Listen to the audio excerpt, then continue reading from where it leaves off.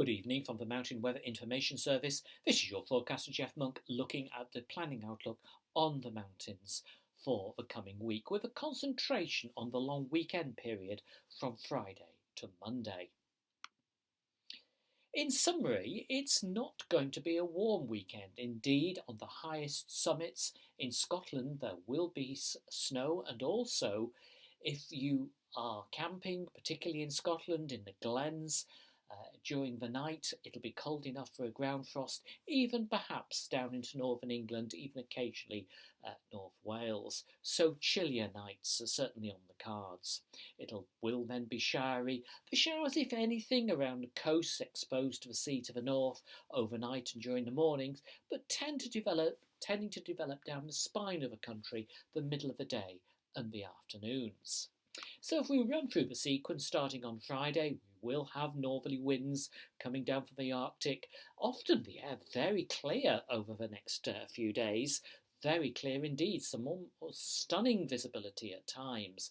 Nevertheless, there will be those showers shown on this map by the greeny colours, where over perhaps 6 hours, total rainfall is a millimetre or two. The yellow's a little bit more than that. For instance, on Friday afternoon, with the wind directly northerly coming off the Moray Firth onto the Cairngorms and Deeside, here there will probably be rather more at times.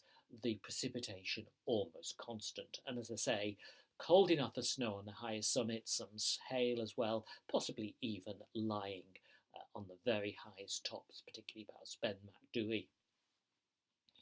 So it will be chilly, and overnight the temperature dropping quickly, and then on Saturday afternoon we'll have a similar sort of picture. If anything, fewer showers over the sea to the north of Scotland, so less wet as that comes on shore, but again during the afternoon the showers extending or forming down the spine of the country, giving showers almost anywhere. Generally the showers not particularly heavy.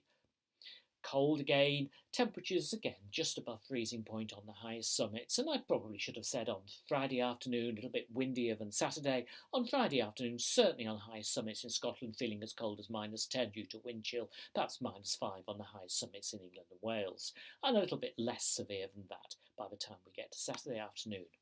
By the time we get to Sunday afternoon, it looks like an area of high pressure, but it's very, very weak. Something of a build-in pressure. It might be a little bit more than this, but it probably will not cut out the showers. So still, 1 or 2 showers over the sea to start the day, tending to migrate inland during the day. Again, the spine of the country, inland North Wales, may well be locations where the showers develop.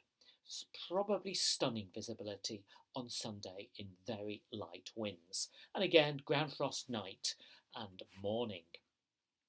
By the time we get to Monday, the different forecast models run by the main centres either side of the Atlantic in North America and Europe begin to differ. I've chosen a model where things are moving on quite quickly. In fact, this is the American model for Monday afternoon, but some of the models are really almost a day slower. So eventually some rain is going to come in from the west as westerly winds are resumed, cloud-based lowers, but it may well not be Monday. It may well be that just a few showers about on Monday, stunning visibility, light winds, but that threat that rain will begin to come in. But as I say, on balance, it is more likely Tuesday. Also, it may well be that there's a southern limit to the rain. There may be very little over Wales, although there is a question mark about low cloud eventually filling in over western mountains. As we go further into next week, I've called this midweek, sometime Wednesday, Thursday, I think we will see stronger westerly winds come in as low pressure redevelops between Scotland and Ireland, areas of low pressure moving broadly from west to east, bringing a series of fronts through. So as we've had recently, we will have frequent rain coming through, areas of low cloud, stronger winds, although perhaps not the gales that are occurring over southern Britain on Tuesday night. So some chillier than normal weather for mid-September, but some stunning days on the mountains to come.